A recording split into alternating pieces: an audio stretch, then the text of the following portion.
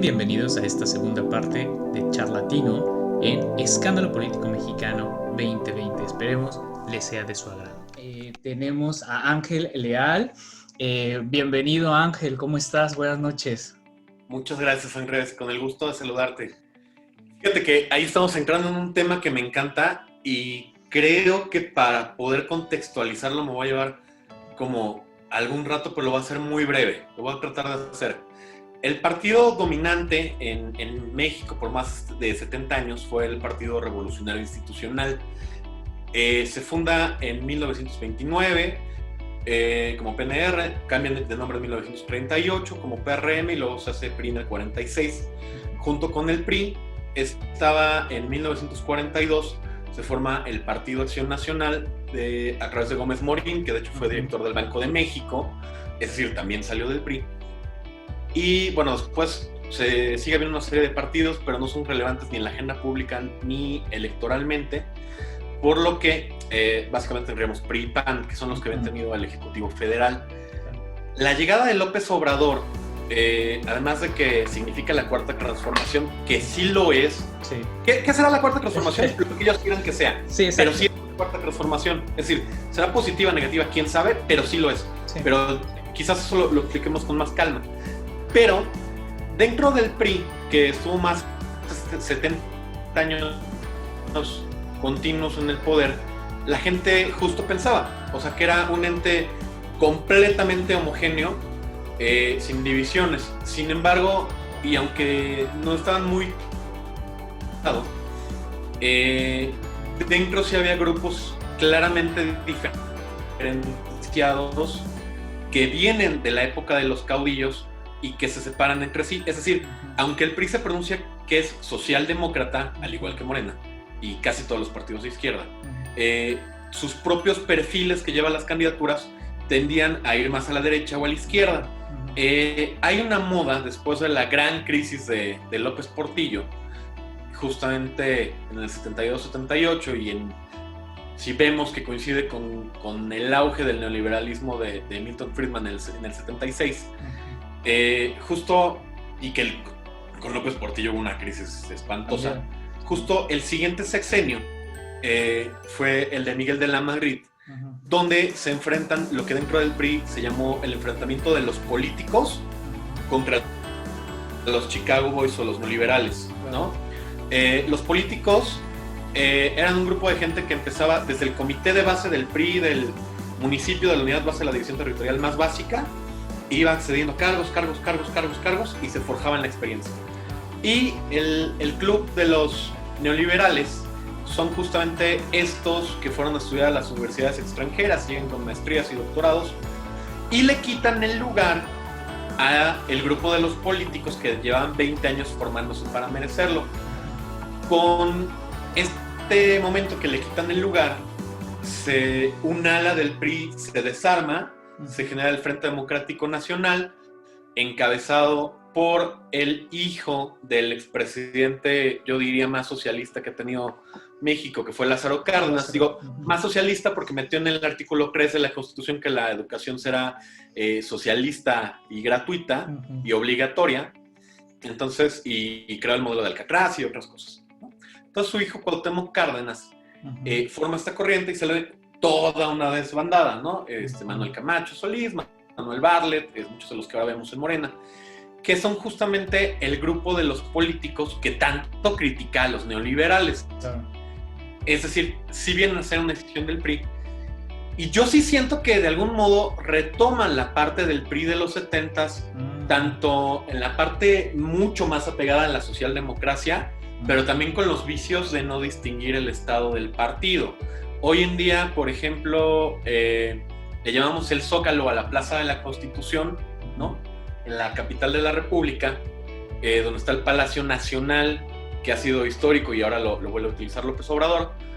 La Catedral, ¿no? Nacional también está. Justamente el escudo con el que adornan guarda una similitud impresionante y sospechosa con el águila juarista, con la extraña coincidencia que el águila juarista en los estatutos de Morena se define que será su logo, ¿no? Entonces, desde ahí, desde el simbolismo que Andrés Manuel maneja excelentemente, Sí. no es un error, no es una coincidencia. Andrés Manuel es un genio y un maestro del uso del lenguaje y los símbolos. Pues nos da a notar que hay una poca distinción de lo que Zedillo llamaría la sana distancia entre el partido y el gobierno, ¿no? Claro. Y precisamente nos estamos encaminando como a ese tema como electoral, porque bueno, esto que ha surgido tratamos de entender cuáles son las implicaciones de todo este escándalo y todas estas filtraciones y demás. Y a todas luces se ve que son cuestiones electorales. ¿Por qué? Porque no se está juzgando a nadie en este momento. O sea, yo por ejemplo no estoy escuchando que vayan ya a iniciar un juicio en contra de, sino más bien es toda esta cuestión, por lo menos en este punto, de yo no fui, fuiste tú, no fue él, entonces tú también, etcétera. O sea, se está jugando con toda esta cuestión. Y evidentemente, bueno, todo esto pues ya lo podemos ver los que estamos más adentrados en estos temas, que son temas electorales. Pero ¿tú crees que alcance de aquí, 2020, hasta los finales, a lo mejor presidenciales, o incluso para el 2021, que son los de senadores y diputados, algo así? ¿Cómo ves esta parte desde esa perspectiva electoral? Yo creo que lo van a hacer durar. Esta elección tiene varias peculiaridades. Se ha tratado desde la reforma electoral de 2014 de empatar los calendarios electorales de las entidades para que coincidan. Es decir, antes cada año había elecciones. Este periodo todavía es de ajuste. El que sigue, el total de cargos a elegir se harán el mismo trienio. Pero este es la elección más gruesa hasta ahora en pista. Okay. Por tanto, hay mucho en juego. Está, por ejemplo, también en juego la mayoría en el Congreso de la Unión que contestará el informe de salida de López Obrador, claro, ¿no? Entonces, es decir, que le piden rendir cuentas ya cuando se va. Viene también lo de que él mismo ha impulsado la revocación de mandato. Entonces, yo creo que cada quien lo va a alargar. Sin embargo, López Obrador, decíamos, es un genio en este aspecto. ¿Por qué? Porque le está dando jugada a la oposición para que intenten golpearlo. Uh-huh. Salió una encuesta muy interesante de Demotecnia, uh-huh, justamente semanas después de que saliera lo de Pío, López Obrador, uh-huh, recibiendo dinero, fajos de billetes, en que medían su aprobación. No se movió. O sea, si tuviera alguna variación es mucho menos que el error muestral, el más menos 3%, pero ni siquiera eso, son décimas lo que se movió. No lo alcanzó a tocar. Esto tiene una razón que quizás me daría mucho gusto explicar, pero me saldría del tema. Pero bueno, no se movió, ¿no? La preferencia por López Obrador. Sin embargo, en algunas casas encuestadoras menos serias, sí se ha movido la preferencia al PAN. Sin embargo, la oposición en México solo reacciona a la línea y a la agenda pública que va marcando López Obrador. Entonces, lo más probable es que sigan tratando de sacar escándalos para tratar de afectar su imagen. Entonces, ambas partes lo van a ir dosificando, lo van a ir estirando para llegar hasta la contienda electoral, y seguramente ambas partes tienen golpes más contundentes que dar. Quizás el propio caso de Lozoya, el sistema jurídico mexicano se caracteriza por ser lento, entonces seguramente iremos viendo avances por ahí de marzo, por ahí de mayo. Y por ejemplo, ahora que tocas ese tema, ¿crees que realmente veamos a un alto funcionario o ex funcionario en la cárcel? Porque en otros países posiblemente se ha dado. Lula, por ejemplo, en Brasil, bueno, también se acusó a Kirchner en su momento, después también a Cristina, pero pues no se le comprobó nada. Bueno, nada entre comillas. También en Perú fue lo mismo, en Chile también hubo ahí como algunas acusaciones, no pasaron nada más, pero acá ya está señalado con dedo y todo. Hay alguna información que parece ser contundente a primera vista, suena como muy del estilo mexicano, hacer ese tipo de cosas. ¿Podremos ver a Calderón o a Peña Nieto en la cárcel realmente? Fíjate que de pronto en la historia que pareciera moderna, posterior a los 2000, ¿no? La que a nosotros nos toca vivir ya como adultos, no lo tenemos tan contextualizado. Pero, por ejemplo, el hermano del presidente Carlos Salinas de Gortari, quien también está implicado, un presidente de su mismo partido lo metió a la cárcel. Entonces, vería como bastante probable que un presidente de un partido opositor metiera a alguno de los implicados a la cárcel. Por citar un ejemplo de tallas grandes, aunque en términos oficiales no fuera tan relevante, sí lo era como un poder fáctico, por ejemplo, el Bester Gordillo, la del sindicato de maestros. Sí. Y tenía un poder fáctico impresionante porque en México los profesores son operadores electorales por excelencia. Entonces, su apoyo llevó a muchos gobernadores, muchos diputados, muchos senadores al poder. O sea, era una mujer muy poderosa que particularmente con Fox y Calderón estuvo muy por encima de la propia Secretaría de Educación y la Política Federal. Y bueno, pues Peña la llevó a la cárcel. Entonces, no vería muy difícil que López Obrador, si se viera orillado, los llevaría a la cárcel. ¿Cuál sería la reserva? O sea, es decir, dentro del mundo de lo factible, creo que hay diferentes. La reserva, pues es la misma que comentaba al inicio, pues seguramente cuando fueron presidentes utilizaron el CISEN y por ahí deben tener un seguro de vida con el cual negociar y que todo quede en los meros gritos y patadas mediáticos, ¿no? Y es que, ¿sabes por qué lo pregunto? Porque realmente Obrador desde un primer momento ha tenido esta imagen y este discurso de cambio completamente. Y esto es algo que posiblemente, a lo mejor, como tú bien lo mencionabas, con el hermano con Raúl Salinas de Gortari,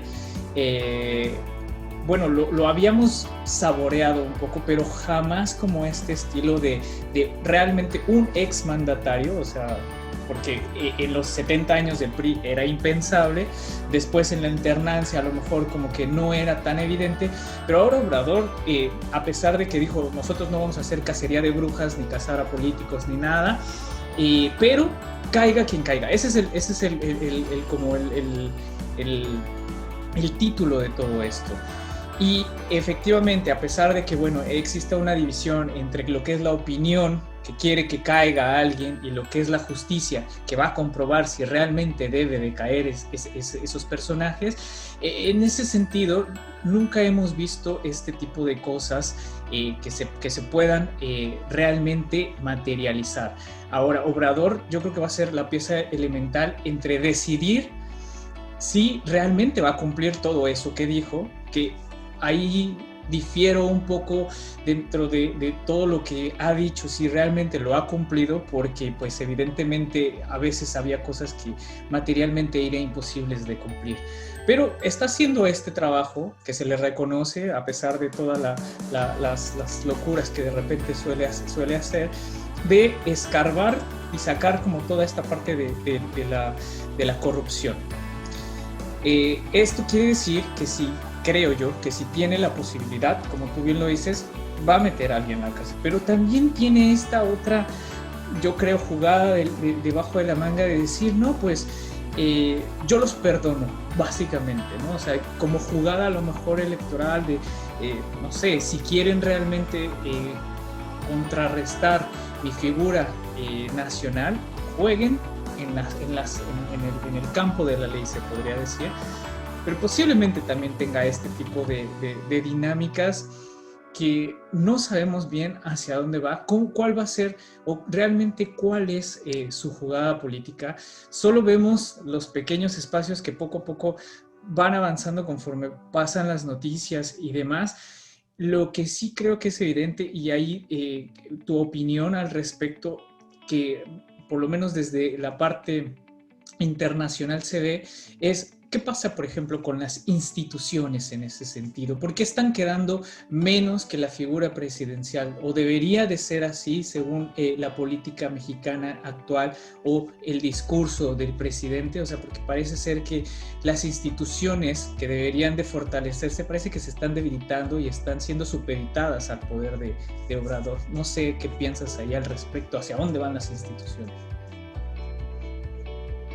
Sí, claro. Bueno, pues México es una república representativa democrática federal que en términos concretos dice, pues una república, existe el principio de división de poderes, ejecutivo, legislativo, judicial, donde debieran estar separados, y pues es federal porque hay niveles de gobierno, ¿no? Están los municipios, los estados y la federación. Sin embargo, a pesar de que hay un grupo de gobernadores opositores, pocos se salen de la línea por el control de las participaciones federales. Y en el escenario del judicial,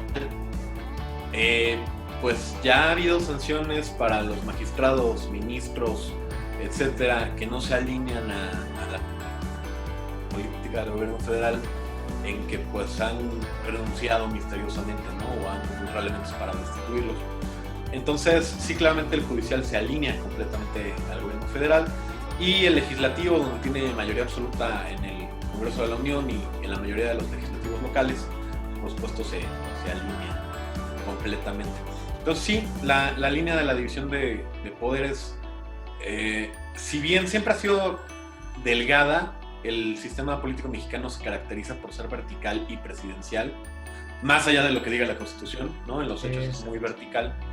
Se había logrado alguna horizontalidad con la aparición del PAN, un poco en el sexenio de Peña se podía ver alguna horizontalidad. Creo que hemos vuelto, como comentábamos, ¿no?, a ser completamente vertical, lo cual no es necesariamente malo en algunos temas, porque el país lleva el mismo rumbo. Pero en este tema de la justicia creo que sí convendrá pensarlo más, que se va a orientar más a los intereses de la cuarta transformación que...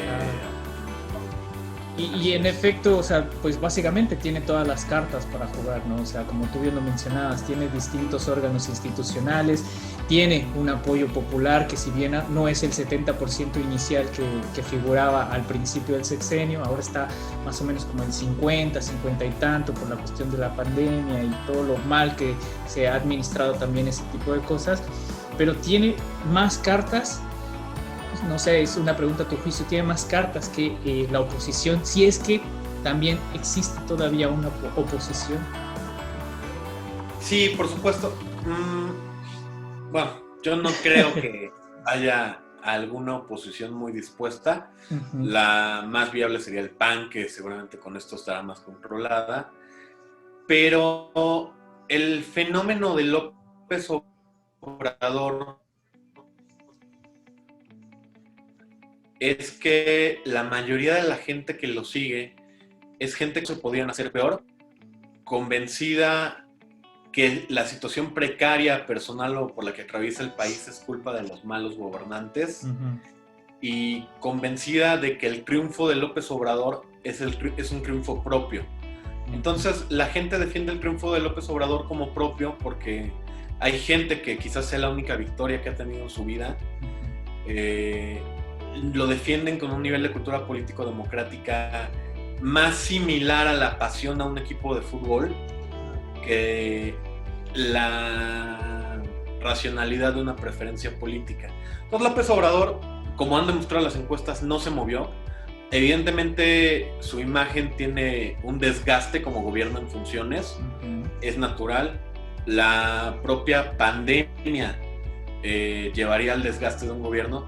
Sin embargo, si hablamos entre 14 y 20 puntos porcentuales con todos estos elementos, yo diría no solo que se mantiene intacto, sino que al contrario está súper posicionado el señor. Regularmente los índices de aprobación de los presidentes se van a la mitad y el señor está mucho más arriba de eso. Entonces, digo, a la mitad a lo mejor de los escenarios, con todas estas variables adversas, creo que estarían por los suelos. Creo que el señor está súper bien aceptado por esta razón de apoyo. Y la oposición siempre va a ser oposición, ¿no? Por el otro lado de la moneda, hay quien cree que todo esto es un montaje para distraer el tema justamente de la pandemia. Y quizás no se equivoquen. El tema es que las cosas no solo significan una sola cosa, ni son mutuamente excluyentes, ¿no? Finalmente le cayó como anillo al dedo al presidente Y lo va a administrar Pero todo lo que pueda, evidentemente. sí, claro, por supuesto. Y si es posible, lo va a llevar hasta el propio ámbito de las elecciones. Yo ya estoy viendo el 28 de mayo presentar algún detenido grande. No creo que un presidente, pero sí creo que cuando menos alguna prisión preventiva a Luis Videgaray, aunque no fuera procesado. Claro. Pero solamente el 28 de mayo de 2021, 3 días antes de la elección, muy probablemente se presente un pez gordo, si fuera necesario. Si no es que se pacta el apoyo de los partidos de oposición, ya sea real o se hablaba por ahí de alguna alianza PRI-Morena. Yo no creo que a Morena le convenga cargar esa marca, pero sencillamente con meter candidatos poco competitivos ya se hablaría de una colaboración, ¿no? Y creo que por ahí pudiera ser finalmente el presidente del PRI nacional, que Alito Moreno, un exgobernador ligado a Manlio Fabio Beltrones, por lo servil y dócil que se ha mostrado ante AMLO, le dicen AMLito Moreno. Claro. Entonces, pudiera ser que esa fuera la salvación de los priistas por ese lado, y quizás el PAN tuviera alguna manera también de negociar, que no lo creo. No lo creo, pero tampoco creo que a López Obrador, que sabe jugar muy bien ese juego, le convenga convertirlos en mártires políticos, porque esa balanza sí está casi equilibrada, y al convertirlos en mártires puede ser que, por ejemplo, el segmento de votantes del PRI se transfiera al PAN. Pues definitivamente, y bueno, ya más o menos cerrando y concluyendo algunas ideas, este tema de Odebrecht como tal, que surgió desde Brasil y que ha ido escalando en distintos países, y que obviamente en cada uno de ellos se ha recibido de manera distinta. En México causó tal resonancia que, bueno, eso es lo que nos ha llevado a hablar en esta sesión, que, Ángel, de verdad te agradezco, ha sido súper interesantísimo. Yo creo que a pesar de que vayamos a cortar esta sesión hasta estos temas, posiblemente podamos después buscar algunos otros para poderlos platicar contigo, porque sé que a lo mejor para dentro de Latinoamérica no es tan común escuchar algunos nombres o de la política interna de México, pero creo que tiene estas repercusiones a nivel internacional y, bueno, a nivel, vamos a decir, latinoamericano y a nivel internacional, por la figura de México. ¿Qué es lo que, o sea, siendo un líder en la región, teniendo a Estados Unidos, tratar de entender qué es lo que está sucediendo con el gobierno mexicano es también ver una pieza más de todo el tablero dentro de Latinoamérica, y un jugador pues muy estratégico, porque al final de repente las políticas estadounidenses pasan un filtro por la parte mexicana, y bueno, entendiendo qué es lo que está sucediendo en México, eso también muestra qué es lo que